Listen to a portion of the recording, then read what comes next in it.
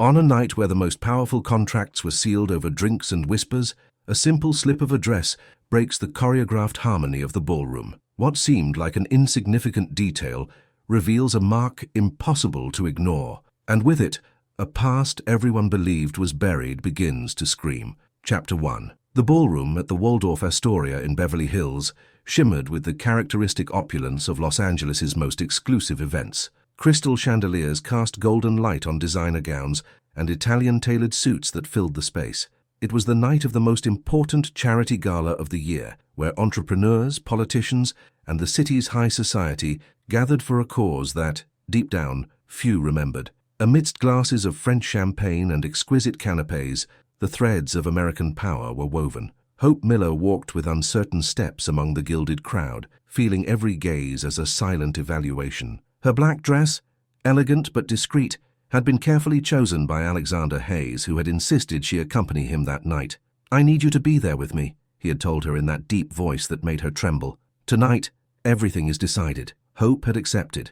Even though she knew she didn't belong in that world of luxury and privilege, she was just an accountant from a small office in Chelsea, a woman from humble origins who had met Alexander by chance 3 months prior. Hope's green eyes nervously scanned the room, searching for Alexander's familiar face in the crowd. At 25, she had learned to stay in the shadows, not to draw attention to herself. Her fair skin contrasted with her dark brown hair, which was pulled back in a simple bun that showed off the delicacy of her features.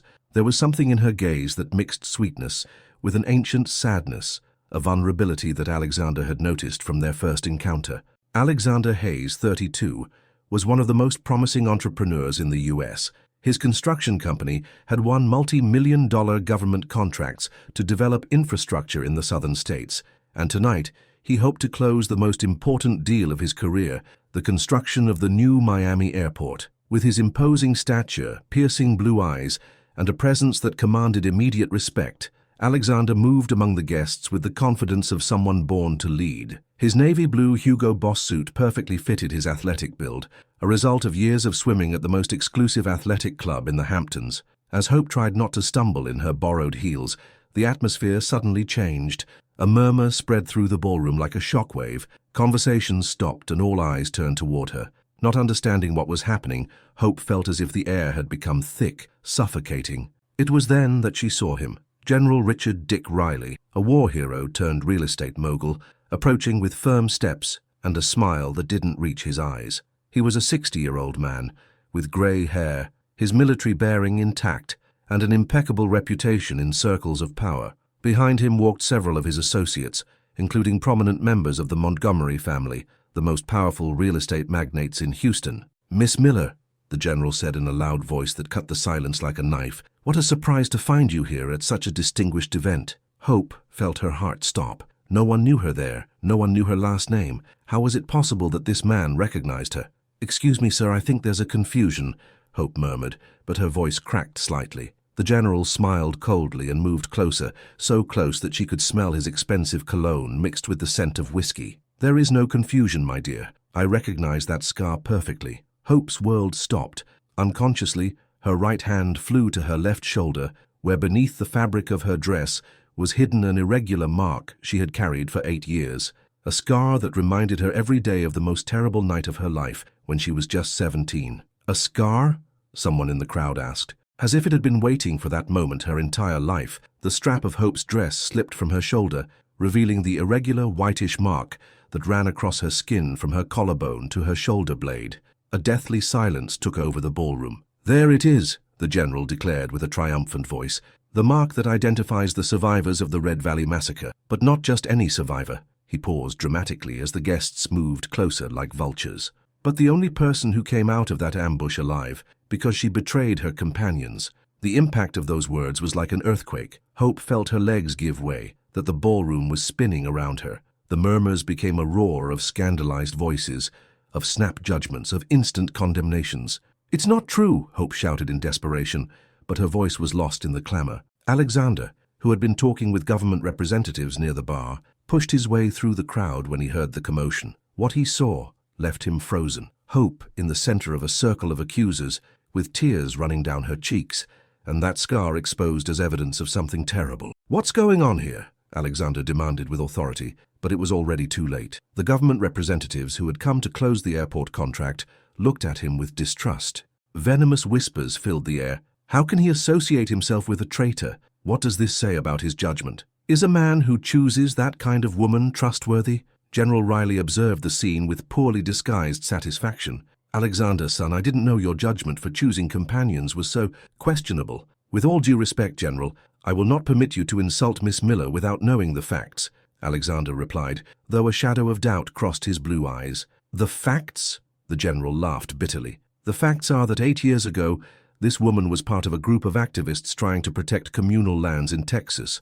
They were ambushed by organized crime, and mysteriously, she was the only one who survived. Ask yourself why, my boy. Hope felt as if every word were a stab. The Red Valley Massacre had been one of the darkest episodes in the war on organized crime. 17 young activists died that night, all except her, and for years she had carried the weight of survivors' guilt, wondering why she had been the only one to escape. Hope, Alexander murmured, moving closer to her, but the coldness in his voice was evident. Is it true? Were you in Red Valley? Hope's pained look was all the answer he needed. In that moment, the most important guests discreetly withdrew, whispering among themselves. The government representatives excused themselves from Alexander and indefinitely postponed the signing of the contract. Alexander, son, the general said, putting a paternal hand on his shoulder. The Montgomerys and I have worked in the sector for decades.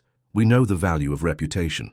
We suggest you reflect on the associations you make. With those words, the general and his companions withdrew, leaving a trail of devastation behind them. The ballroom gradually emptied, but the murmurs and disapproving looks persisted like ghostly echoes. Alexander was left paralyzed between his ambition and his feelings. The contract he had pursued for 2 years was fading before his eyes, and the woman he had begun to love was becoming a painful mystery. Hope, with her dress still disarranged and her cheeks wet with tears, looked at him one last time before running out of the ballroom. Her heels echoed against the marble like the beats of a broken heart. That night, as the rain beat against the windows of her small apartment in Chelsea, Hope made the most important decision of her life. She would not allow a lie to define her future. The public humiliation had been just the first blow, but she knew the truth. And although the path might be dangerous, she was willing to fight to clear her name, and prove that the scar on her shoulder was not the mark of a traitor, but the evidence of a survivor. Meanwhile, in his penthouse in Manhattan, Alexander contemplated the city lights, unable to sleep. For the first time in his life, he was faced with a choice he couldn't solve with money or influence. Should he trust his heart or protect his career? If you've ever felt like the entire world is judging you for something you didn't do, give us a like and tell us what city you're from. This story is just beginning, and Hope will need all the strength possible to face what's to come. Chapter 2. 3 days after the humiliation at the Waldorf Astoria, Hope hadn't left her apartment. The blinds remained closed, creating a gloom that mirrored the state of her soul. Her small home in Chelsea, which had once felt cozy with its plants, books and family photos, now felt like a cell of voluntary isolation. The phone had been ringing incessantly for the first 24 hours. Reporters, onlookers, some former co-workers, and even strangers who had gotten her number somehow. Everyone wanted details about Red Valley, about her supposed betrayal, about her relationship with Alexander Hayes. Finally, she had unplugged the landline and put her cell phone on airplane mode. Caroline Miller, her best friend since high school and the only person who knew her entire story, had been knocking on the door for hours. She was a 28-year-old woman with dark skin, curly hair that was always rebellious, and a personality that had never been broken by anything. She worked as an investigative journalist for an independent media outlet and had the grit to face any storm. "Hope, I know you're in there," Caroline shouted from the hallway. "I've been bringing you food for 3 days. If you don't open up, I'm going to call the landlord to let me in with the master key." Finally, Hope opened the door. Her appearance was desolate. Disheveled hair, deep dark circles under her eyes, the same pajamas she had been wearing since Saturday. Caroline walked in without waiting for an invitation, carrying bags of food and a giant thermos of coffee. "Look at you," Caroline said with a mixture of affection and reproach. "Is this how you're going to face this? Hiding as if you were guilty?" "Maybe I am guilty," Hope murmured, letting herself fall onto the sofa. "Maybe I should have died with them that night." Caroline slapped her, not hard but enough to snap her out of her self-pity. "Don't ever say that. You were the only one who survived because you were lucky, because you were brave, because God had other plans for you, not because you were a traitor." Hope began to cry again, but this time they weren't tears of self-pity but of pure pain. Caroline, you saw what happened on television. The whole country thinks I betrayed my friends. Alexander doubted me. I saw the distrust in his eyes. Alexander is a coward, Caroline snapped. A man who truly loves you wouldn't have doubted you for a second. While the two friends were talking, at Hayes' construction offices in Manhattan, Alexander was facing his own crisis. His minority partner, Robert Stone, a 40-year-old man with experience in managing image crises, had arrived early for an emergency meeting. Alexander, we have to talk, Robert said, closing the office door. The Montgomerys have been making calls. The airport contract isn't the only thing at risk. Alexander looked up from the papers he was pretending to review. He hadn't slept well in 3 nights, and it showed in his blue eyes, which had lost their characteristic sparkle. His suit, normally impeccable, was wrinkled. What else? He asked in a tired voice. The mall project in Sacramento, the bid for the hospital in Philadelphia, even the renovation of the museum in the historic district. Everything is being reconsidered, Robert made air quotes. Alexander, your association with that woman is destroying everything we've built. Hope has a name, Alexander retorted with more harshness than he intended. Hope is a problem, Robert continued, unfazed, and not just because of business. I've been doing some digging, and the Red Valley story is more complex than it seems. Alexander sat up in his chair. What did you discover? Robert opened a manila folder and spread out photographs, newspaper clippings, and documents on the desk. The Red Valley massacre wasn't a random attack by organized crime. It was a planned operation to clear communal lands that had strategic value. Strategic for what? For building. Guess who bought those lands 6 months after the massacre for a fraction of their real value? Robert pointed to one of the documents. A shell company linked to General Riley and the Montgomerys. Alexander felt something cold settle in his stomach. Are you saying the general knew about the ambush?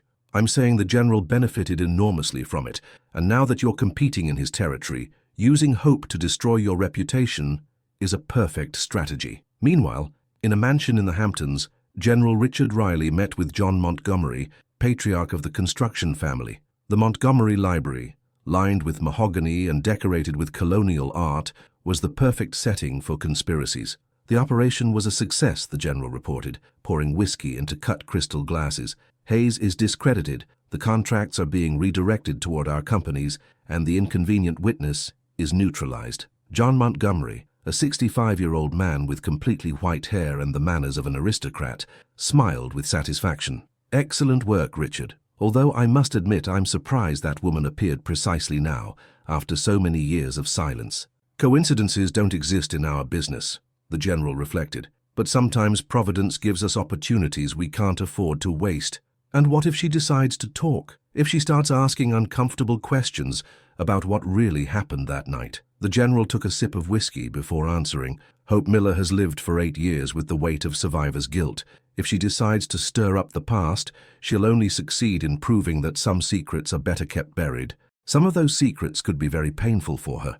Back in the apartment in Chelsea, Caroline had managed to get Hope to take a shower, change her clothes, and eat something. Now they were sitting in the small living room, surrounded by photographs and newspaper clippings that Caroline had brought from her personal archive. Look at this, Caroline said, pointing to a black and white photograph. This is the only photo that exists of the activists' camp before the massacre. Do you recognize anyone else besides yourself? Hope looked at the image intently.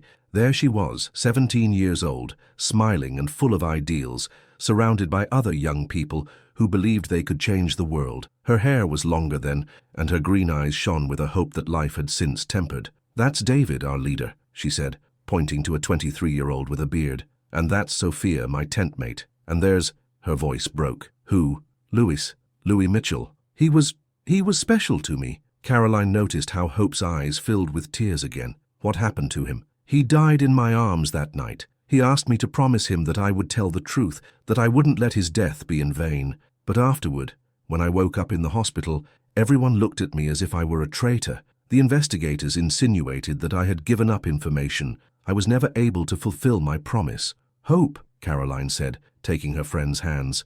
What if I told you there's a way to fulfill that promise now? Hope looked up, confused. I've been investigating General Riley and the Montgomerys since the hotel incident. There are strange connections, suspicious transactions, lands that changed hands right after the massacre. I think someone is hiding something very big. Caroline, no. Hope shook her head. It's too dangerous. Those people have power, money, connections. We are nobody. That's exactly why we can do it. Caroline smiled with that dangerous grin that Hope knew well, because nobody's going to see us coming. That night, as Hope tried to process everything Caroline had shown her, her phone rang. It was a number she didn't recognize. Hope, the voice made her tremble. It was Alexander. Alexander, we need to talk, he interrupted her. There are things you have to know. Things about that night, about the general, about why all this is happening now. Where? At the old Ebbett Grill downtown. Tomorrow at 7 in the evening, and Hope, be careful. I think we're both in more danger than we imagine. After hanging up, Hope stared at the phone for long minutes. A part of her wanted to run to Alexander, forgive him for doubting her, hug him and forget everything else. But another part, the one that had grown during those days of reflection, knew that she first needed answers. The next day, as she prepared for the meeting, Caroline arrived with unsettling news. Hope, I found something. Louis Mitchell, your boyfriend who died in Red Valley, had a brother. His name is David Mitchell, and he's been seeking justice for Louis's death for 8 years. He lives here in D.C. and works as a private investigator. Hope felt her heart race. A brother? Louis never told me about a brother. Apparently they became estranged years before because of political differences. But David never stopped investigating the massacre, and according to my sources, he believes you are the key to solving the whole mystery. Have you ever discovered that the people you trusted have been keeping important secrets from you? How do you decide who to trust when your whole world is shaken? Hope's story is about to take a turn no one expected. Chapter 3. The old Ebbett Grill in downtown Washington, D.C. was a perfect refuge for conversations that required discretion. Its historic walls had been witnesses to revolutions, conspiracies, and secrets for over 100 years. Hope arrived 15 minutes early for the appointment, choosing a table in the corner furthest from the entrance, from where she could observe both the main door and the emergency exit. She wore a beige turtleneck sweater that completely hid the scar, dark jeans, and her hair loose, framing her face. The last few days had subtly transformed her. Her green eyes now held a determination they hadn't possessed before, and her posture showed a new resolution. She was no longer the vulnerable woman who had fled the hotel in tears. Alexander arrived on time, looking very different from the impeccable businessman she knew. He wore a denim jacket, a white t-shirt, and jeans. His hair, normally combed back, now fell slightly over his forehead, and the dark circles under his eyes evidenced sleepless nights. He looked more human, more accessible, but also more tormented. Hope, he greeted her, sitting across from her. Thank you for coming. Alexander, she replied in a firm voice. You said you had important information. He ordered an Americano and she a hot chocolate, a palpable tension hanging between them. Alexander opened a folder similar to the one Robert had shown him days before. This is going to sound unbelievable, Alexander began, but I think this whole situation was orchestrated from the beginning. Hope frowned. What do you mean? General Riley and the Montgomerys didn't just benefit from the Red Valley massacre. There's evidence that they planned it. Alexander slid several documents onto the table. Look at these dates. The communal lands were bought by shell companies linked to them just 6 months after the massacre. The building permits were approved with record speed, and most suspiciously, there were military intelligence reports that located the activist group days before the attack. Hope felt her blood run cold. Are you saying they knew where we were? Not only did they know where you were, I think someone gave them specific information about your group's movements. But that would mean— Hope couldn't finish the sentence. That there really was a traitor among you, but it wasn't you. While she was processing this devastating information, Hope didn't notice that someone else had entered the cafe. A man in his 30s with short dark hair and a small scar on his chin approached their table with determined steps. Hope Miller, the stranger said in a grave voice. They both looked up in surprise. The man had a surprising resemblance to someone Hope had known many years ago. I'm David Mitchell, he continued, Louis's brother. Hope felt the world stop. The stranger's eyes had the same shape as Louis's, the same intensity she had loved in her first boyfriend. Louis had a brother, she murmured, more to herself than to him. We had our differences, but I never stopped loving him, David explained, sitting down without waiting for an invitation. And I never stopped seeking justice for his death. Alexander watched the exchange with a mixture of curiosity and jealousy. How did you find us? David smiled bitterly. I've been following every lead related to Red Valley for 8 years. When the scandal at the hotel broke, I knew I would finally have the opportunity to talk to the only surviving witness. Witness to what? Hope asked. That my brother discovered something important before he died. Something that someone is very interested in keeping a secret. David opened his own folder, revealing photographs, maps, and documents he had compiled during years of obsessive investigation. His work was meticulous, professional, and confirmed many of the suspicions that Alexander had developed. "Louis called me 2 days before the massacre," David explained. "He was nervous. He said he had discovered that someone in the group was passing information to the wrong people, but it wasn't information about their locations to betray them." "Then what kind of information?" "Louis had discovered that one of the activists was actually an infiltrator who was documenting the mineral wealth of the communal lands, detailed maps, geological studies, exact locations of precious metal deposits." Hope felt she was beginning to understand. Someone wanted those lands not just to build on, but for what was beneath them. Exactly. And when Louis realized it, he started asking questions. The infiltrator felt he was discovered and reported to his superiors that he had been compromised. Alexander leaned forward. Who was the infiltrator? David showed a photograph that made Hope feel nauseous. It was Daniel, the charismatic leader of the group, the young man they all trusted blindly. Daniel Sullivan wasn't an authentic activist. He was an industrial spy working for a network that included General Riley and the Montgomerys. Hope vividly remembered that terrible night. Daniel had insisted on changing the location of the camp at the last moment, claiming safety reasons. He had been in charge of the guard duty. He had known all their movements. "But Daniel died in the massacre," Hope murmured. "Exactly," David confirmed, "because when the attackers arrived, they didn't expect to find resistance." Louis had warned the group about Daniel, and some activists had taken precautions. The ambush didn't go as planned. In the chaos, Daniel also died. Then the only ones who knew about Daniel's betrayal were Louis, who died, and you, who survived. That's why they left you alone for years. But now that you're associated with someone who directly competes with their business, David looked meaningfully at Alexander. They decided to use your story to neutralize two threats at once. Alexander felt a mixture of guilt and admiration. "Hope, I'm sorry, I should have trusted you from the beginning." Hope looked at him with eyes that had taken on a new hardness. "The damage is already done, Alexander. The question now is, what are we going to do about it?" David leaned forward with urgency. "I have a plan, but I need both of your help. I have almost all the evidence we need to prove the conspiracy, but I'm missing one crucial piece." "What is it?" "The original documents that Louis had compiled about Daniel. Before he died, he told me he had hidden them somewhere safe. He mentioned something about where we kept our secrets as kids." Hope closed her eyes, trying to remember the conversations she had with Louis during those intense days in Red Valley. They talked about everything, their dreams, their childhoods, the places they loved. "The church," she finally whispered. "There was an abandoned church near the camp. Louis told me that when he was a boy, he and his brother used to hide treasures there during family vacations in Texas." David froze. "St. Joseph's of the Remedies. Our grandmother lived near there. We used to visit her every summer. Louis said there was a special spot behind the altar where the stones were loose." For the first time in days, David smiled genuinely. The secret hiding place. "I never thought Louis would remember that after so many years." Alexander, who had been listening in silence, finally spoke. "Then we have to go to Texas." "It's dangerous," David warned. "If General Riley suspects we're investigating, he could take drastic measures." "It's more dangerous to do nothing," Hope replied with a determination that surprised both men. "For 8 years I have lived like a coward, hiding from my own past. It's time to face it." Alexander looked at her with a mixture of admiration and concern. This was a different Hope from the sweet and vulnerable woman he had known. She was stronger, more determined, but also more distant. "The three of us will go," Alexander declared. "And this time, no one is going to doubt your word." As they left the cafe, none of them noticed the man sitting at a nearby table who had been pretending to read the newspaper during their entire conversation. Discreetly, he took out his phone and dialed a familiar number. "General," he said in a low voice, "we have a problem. They're planning to go to Texas."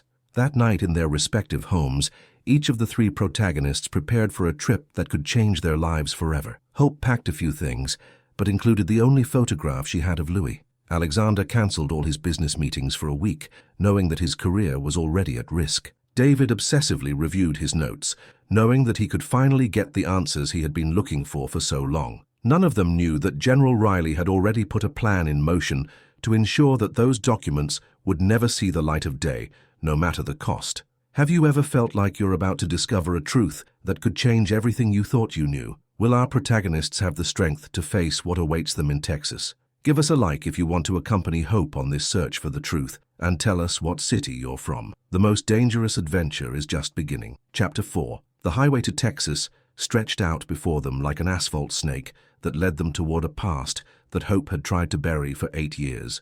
Alexander's car, a metallic grey BMW, cut through the morning air as the 3 occupants maintained a tense silence, each lost in their own thoughts. Hope was in the passenger seat, watching the landscape that gradually changed from the urbanization of DC toward the green mountains of Texas. She wore jeans, comfortable boots, and a denim jacket that had belonged to Louis. She had kept it all these years like a talisman, and now it seemed appropriate to wear it on this search for belated justice. David was in the back seat, with a backpack full of investigation equipment, cameras, digging tools, powerful flashlights, and copies of all the documents he had compiled. His eyes remained fixed on his phone's GPS, constantly verifying the route to St. Joseph's of the Remedies. Alexander drove with the concentration of someone who is making the most important decision of his life. He had left behind multi-million-dollar contracts. He had put his business reputation at risk, and all for a woman who now looked at him with a mixture of gratitude and emotional distance. His hands on the steering wheel revealed the tension he was trying to hide. "Tell me about Louis," Alexander said, breaking the silence after 2 hours of travel. "I want to understand what kind of man he was." Hope was surprised by the question. She hadn't expected Alexander to show interest in knowing her first love, especially considering the circumstances. "Louis was different," she began, with a nostalgic smile. "He was 23, but he seemed much older. He had studied environmental engineering at USC, but he abandoned everything to dedicate himself to activism. He genuinely believed he could change the world." David smiled from the back seat. "He was always an idealist. When we were kids, he rescued stray dogs. He protested because our father killed spiders in the house. He organized campaigns in elementary school to get them to put more trash cans out." "Why did you become estranged?" Alexander asked, genuinely curious. David sighed deeply. "I followed the traditional path. I finished college, got a stable job, got married young. Louis thought I had sold out to the system. I thought he was wasting his talent on lost causes. Our last fight was terrible. I told him his protests were useless, that he would never change anything important." Hope felt the guilt in David's voice. "Louis told me about you. He said he missed his older brother, that he hoped someday you could understand why what we were doing was important." "Now I understand," David murmured. "But I came to understand too late." As they neared their destination, Alexander couldn't help but feel a pang of jealousy toward the memory of Louis. It was obvious that Hope had deeply loved that idealistic young man, and Alexander wondered if he could ever compete with the romanticized perfection of a first love cut short by tragedy. "Hope," Alexander said carefully, "what were we? What were we for these past few months?" She looked at him with those green eyes that now seemed to hold so many secrets. "And we were 2 people who met at the wrong time. You represented everything I thought I wanted: security, stability, a future without problems. But when you were put to the test, I failed you," Alexander finished bitterly. "You didn't fail me," Hope corrected softly. "You simply showed that you are also human, and maybe that's what we needed, a crisis that would force us to really get to know each other." They arrived at St. Joseph's of the Remedies at noon. The town was a collection of adobe houses with red tile roofs, surrounded by mountains covered with pine and oak trees. The cobblestone streets led to a central square, where a colonial church with a deteriorated but still majestic facade stood. The abandoned church they were looking for was on the outskirts of the town, accessible only by a dirt path that meandered between corn crops. When they finally found it, the 3 stood in silence, contemplating the structure that seemed to hold the secrets they had come to find. St. Joseph's of the Remedies was an 18th century church, built with volcanic stone and oak wood. The roof had partially collapsed, allowing wild vegetation to grow among the rubble. The walls, however, remained solid, and the main altar, although deteriorated, still retained its basic structure. "It's smaller than I remembered," David commented nostalgically. "Louis and I used to play here for hours." They entered carefully, avoiding the rubble and thorny plants that had colonized the interior. Sunlight filtered through the openings in the roof, creating a mystical atmosphere that contrasted with the practical mission that had brought them there. Hope walked directly toward the altar, guided by memories of conversations with Louis. He said the hiding place was behind the altar, where the stones were loose. David joined her, scrutinizing the back wall of the altar with expert eyes. "There," he pointed to a section where the stones seemed to have been moved recently. Louis was always good at finding places like that. Using the tools David had brought, they began to carefully loosen the stones.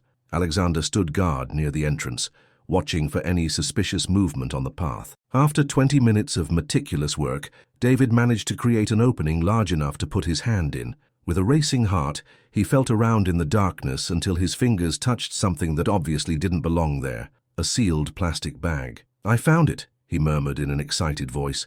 Inside the bag was a black leather notebook, several folded documents, and a sealed letter with the name David, written in Louis's unmistakable handwriting. With trembling hands, David opened the letter and began to read aloud. "Brother, if you are reading this, it means that my suspicions were correct and that I didn't survive to tell you the truth. First of all, I want to apologize for our last fight.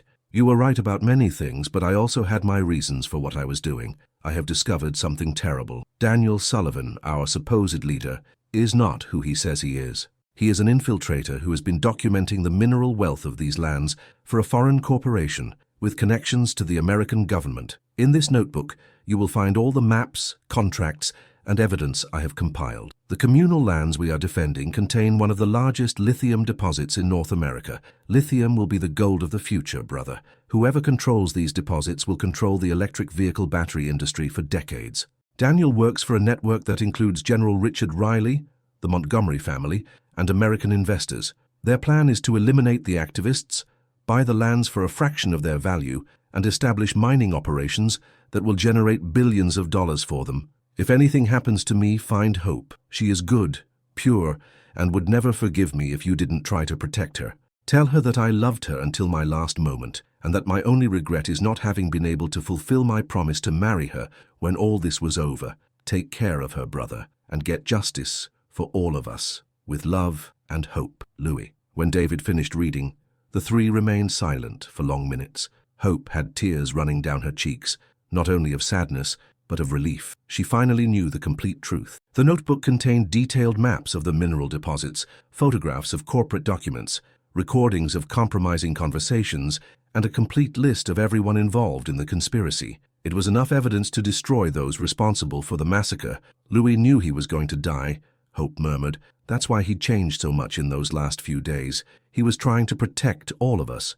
Alexander moved closer and put a comforting hand on her shoulder. He was a brave man. "And he was right about you. You are good and pure, and you deserve justice."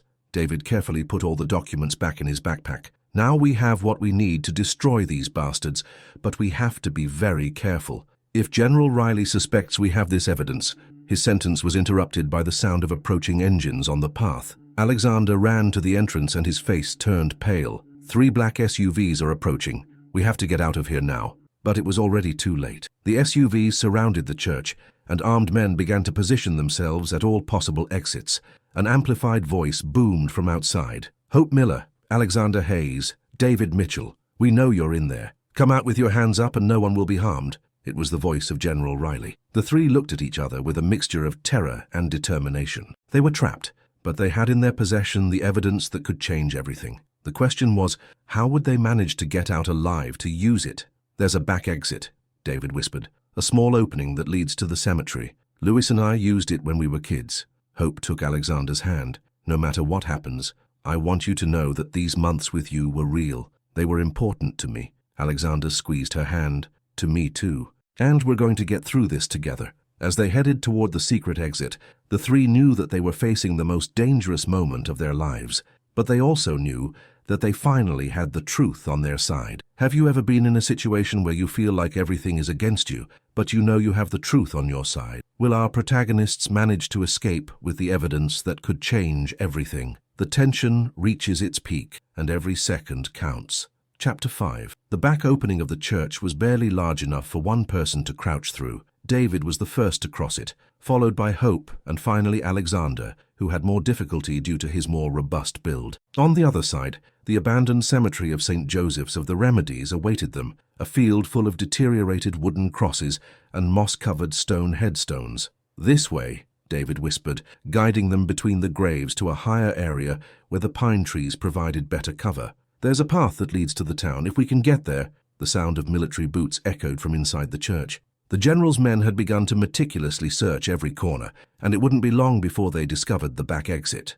Alexander, who had kept his cell phone on silent, risked sending a quick message to Robert, his partner. "Emergency. St. Joseph's of the Remedies Church, Texas. Call the media and the federal police. We have evidence of government-level corruption." As they moved, crouched among the headstones, Hope couldn't help but think of Louis. Would he have imagined that 8 years later, his hidden evidence would finally see the light of day? Would he have approved of her risking her life for this cause? "They're here!" a voice shouted from behind. One of the armed men had found the opening and had already located them. The three took off running. Abandoning all attempts at stealth, bullets began to whistle around them, splintering the bark of the pine trees and kicking up clouds of dirt. David knew the terrain better than anyone. He guided them along a winding path that led down to a stream that ran parallel to the town. The water reached their knees, but it provided them with cover as they moved toward a stone bridge that connected to the first houses of St. Joseph's of the Remedies. "They can't follow us with the SUVs this way," David shouted over the noise of the running water. Indeed, the rocky terrain and dense vegetation made vehicular access impossible. But the men on foot continued to pursue them, and General Riley coordinated the operation from his position in the church by radio. When they finally reached the town, they found the streets strangely deserted. It was the hour of the siesta, but even so, the total absence of life seemed suspicious. "Something's not right," Alexander murmured. "It's as if the whole town had been evacuated." David knocked on the door of a house he remembered from his childhood. An old woman opened it cautiously, recognized David after a moment, and quickly let them in. "My boy," the old woman said with a worried voice, "some men came early this morning. They told everyone to get into their houses and not come out. They said they were going to do an operation against drug traffickers." "Ms. Nancy," David told her, "we need you to help us. Those men aren't police. They're criminals, and we have evidence that can incriminate them." The old woman, who had lived long enough to recognize real danger when she saw it, nodded without asking any more questions.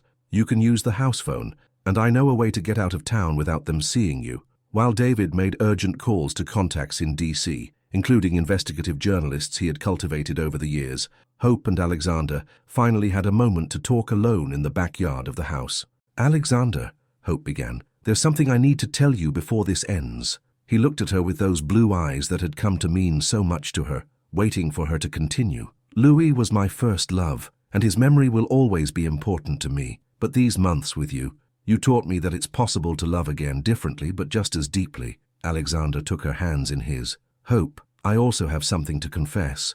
At first I was attracted to you because you seemed vulnerable, someone who would make me feel strong and protective. But I fell in love with your strength, not your vulnerability. I fell in love with this brave woman who is willing to risk everything for justice." They kissed then, a kiss that tasted of goodbye and promise at the same time, because they both knew that, no matter how this situation ended, they would no longer be the same people they had been before. David returned with encouraging news.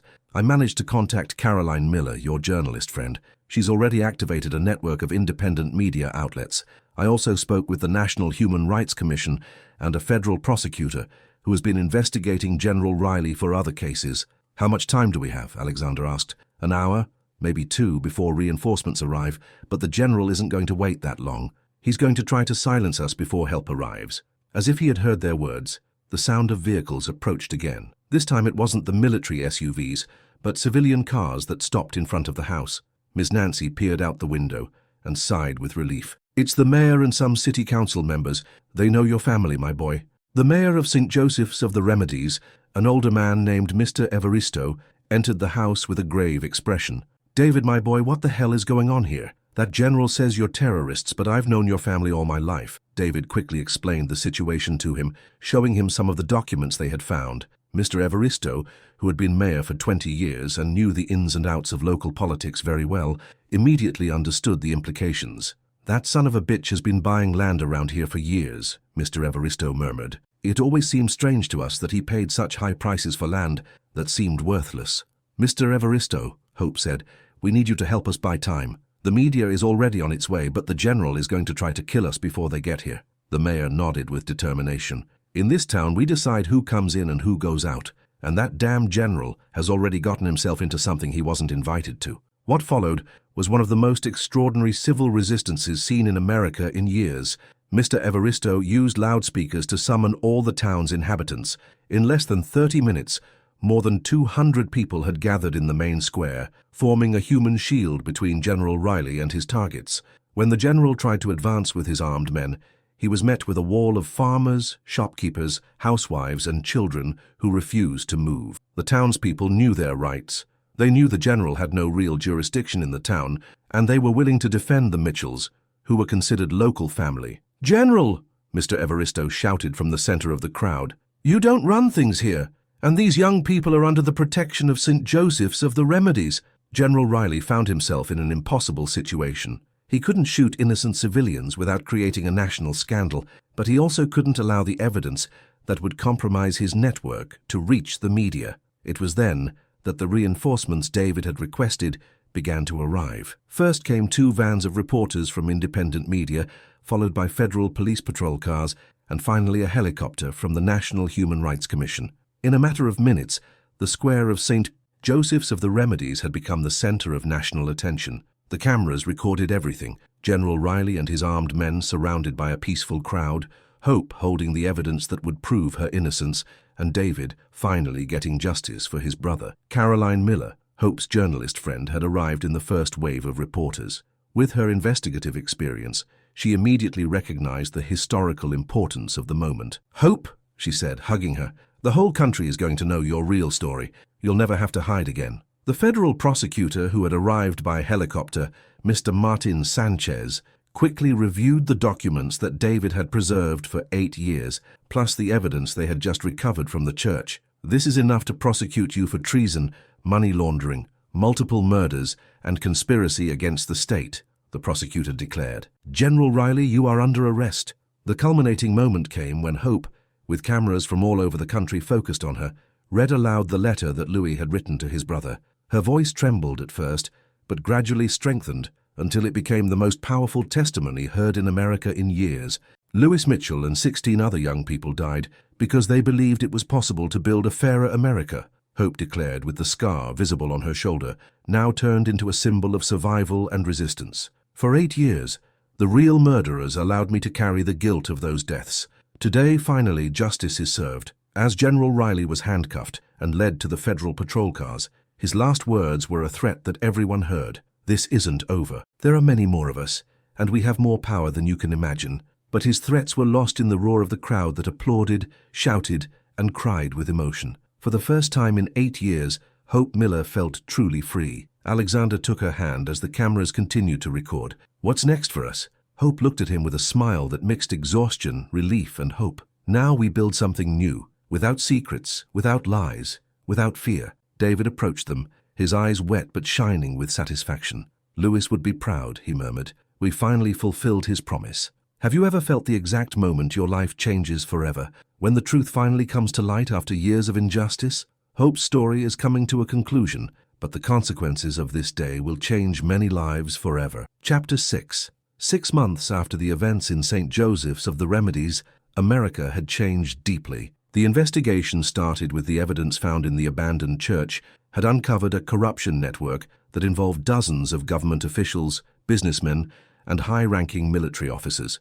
The media had dubbed it the Lithium Network, and it had become the largest corruption scandal in the country's modern history. General Richard Riley had been sentenced to 40 years in prison for treason, multiple murders, and money laundering. The Montgomery family had lost most of their assets, which were confiscated to be used for a reparation fund for the victims of the Red Valley Massacre. Daniel Sullivan, the infiltrator, had been posthumously identified as an agent of an American mining corporation with ties to organized crime. But beyond the legal consequences, the case had generated a national movement for transparency and justice that was transforming the way Americans saw the relationship between economic and political power. Hope Miller had become, almost unintentionally, the visible face of this change. Her testimony during the trials had been broadcast live on all the country's television networks, and her story of survival and redemption had inspired millions of people who had also been victims of systemic injustices.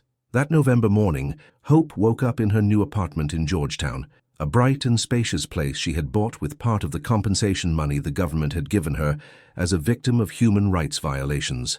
The walls were decorated with photographs of her new life, images of her conferences at universities, moments with Caroline and David, and a special photo of the ceremony where the President of the United States had given her the national recognition defender of truth. But the photograph that most calmed her every morning was a simple image, her and Alexander on a beach in Malibu, taken 2 months after the events in Texas, when they had finally been able to take a vacation together without the shadow of the past chasing them. Her relationship with Alexander had evolved in a beautiful and complex way. The months of crisis had forced them to get to know each other on a deep level that few couples manage to reach. They had gone through couples therapy, had had difficult conversations about trust and forgiveness, and had built a solid foundation based on mutual honesty and respect.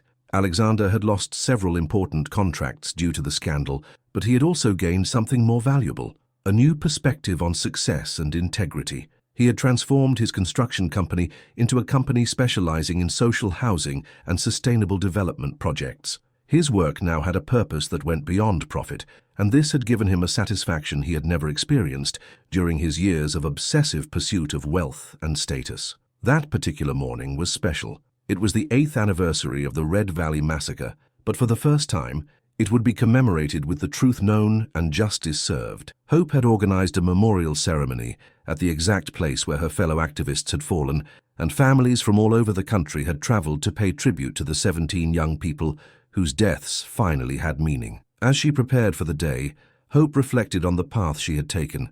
The scar on her shoulder was still there, but she no longer hid it. In fact, it had become a powerful symbol that she wore proudly. Many other victims of violence had found inspiration in her example, learning that the marks of the past could become symbols of strength instead of shame. Caroline arrived early, as always, carrying coffee and pastries from their favorite bakery. Her friend had been promoted to chief investigative editor at her outlet, and her coverage of the Lithium Network case had won several national journalism awards.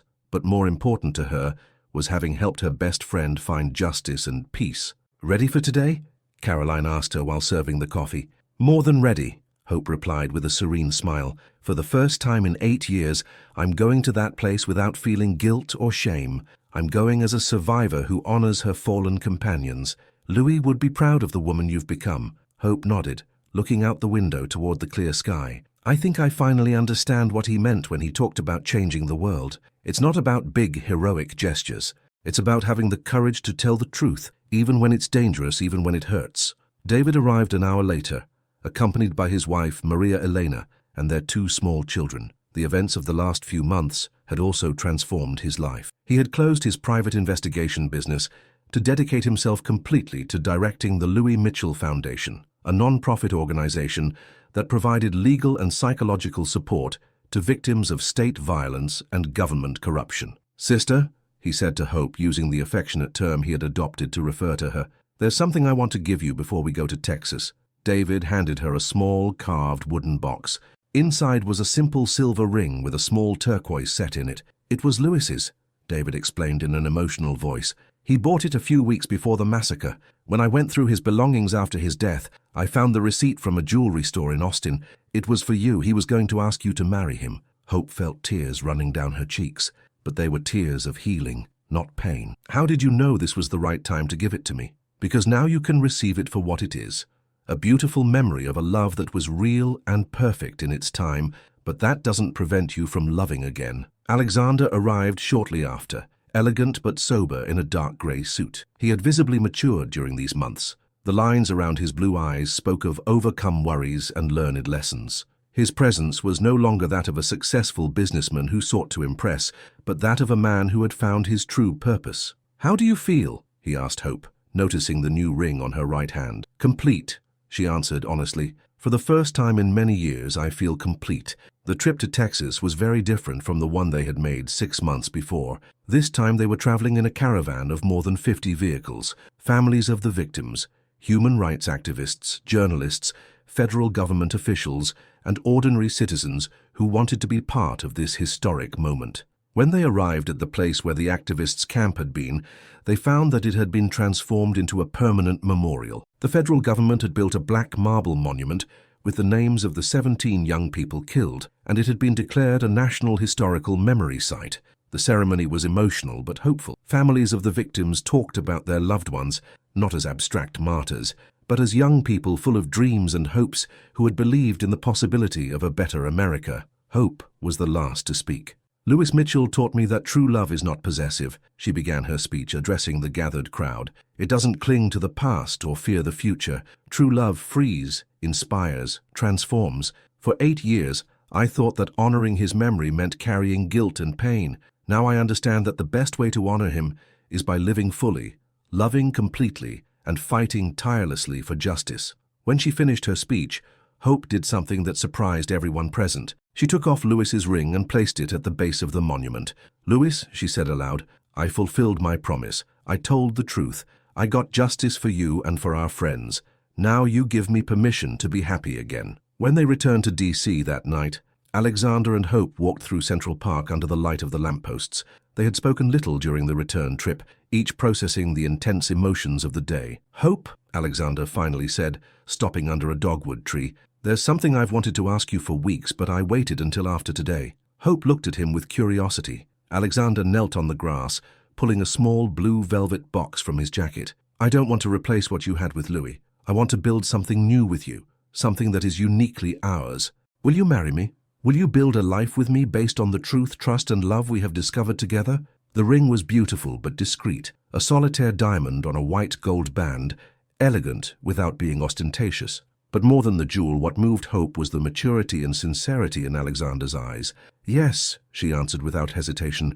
"Yes, I want to build a life with you." They kissed under the dogwood tree, as the white flowers fell like confetti around them, and for the first time in years, Hope felt that the future stretched out before her, full of infinite possibilities. A year after their engagement, Hope and Alexander were married in an intimate ceremony at a lake house in upstate New York. The wedding was small but meaningful. Caroline was the maid of honor, David was the best man both families, and some of the closest friends they had made during the transformative events of the previous year were present.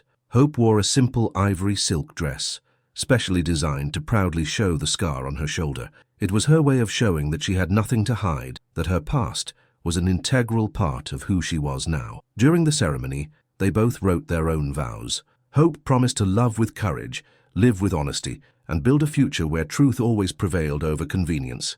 Alexander promised to be worthy of her trust, protect her dreams, and walk alongside her, no matter what challenges they faced. The most emotional speech was given by David during the reception. Louis used to say that true love never dies.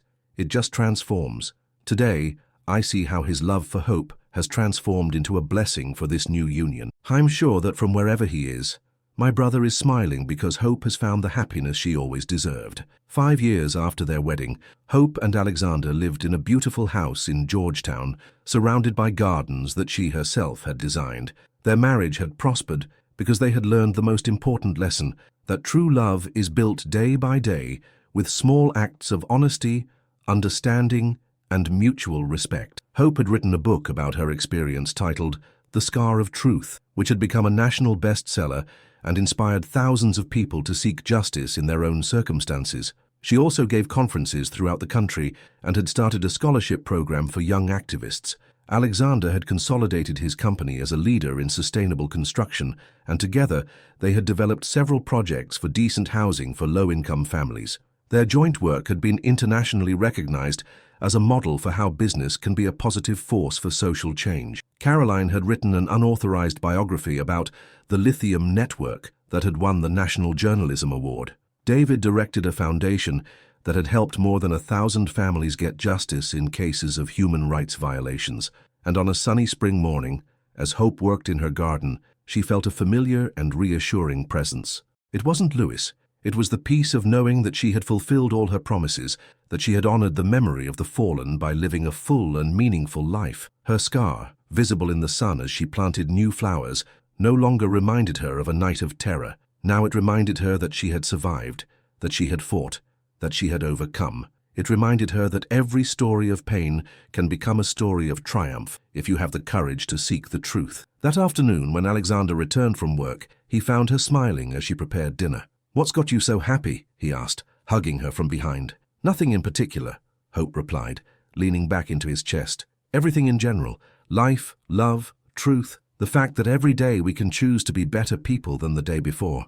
"I love you," he murmured, kissing her neck. "And I love you. But more than that, I love myself. And I think that was the most important lesson I had to learn." As the sun set over Georgetown, painting the sky in golden and pink colors, Hope Miller Hayes knew that she had found exactly what she had been looking for her entire life. A story where she was the heroine, not the victim, where her scar was a symbol of strength, not shame, where love had triumphed over fear and truth over lies. And somewhere in the wind that moved the flowers in her garden, she could feel the silent approval of Louis, of all her fallen companions, and of all the people who had ever fought for a fairer world. Her story had ended, but it had also begun. Because every day was a new opportunity to love, to grow, to shine, and to remind the world that even the deepest scars can become the most beautiful marks when they are worn with pride and purpose. Every story is about a woman who thinks she doesn't deserve to be seen until someone truly sees her. And Hope had finally seen herself with clarity, not as a victim or a survivor, but as a complete, brave, and beautiful woman whose scar told the most powerful story of all. The story of someone who refused to be defined by her pain and chose to be defined by her strength. If this story has inspired you, give us a like and tell us what city you're from. Have you found the strength to turn your own scars into symbols of power? What story would you like us to tell next time? Remember to subscribe to our channel for more stories of love, overcoming, and hope, because each of us has a story that deserves to be told, and all those stories in the end are love stories.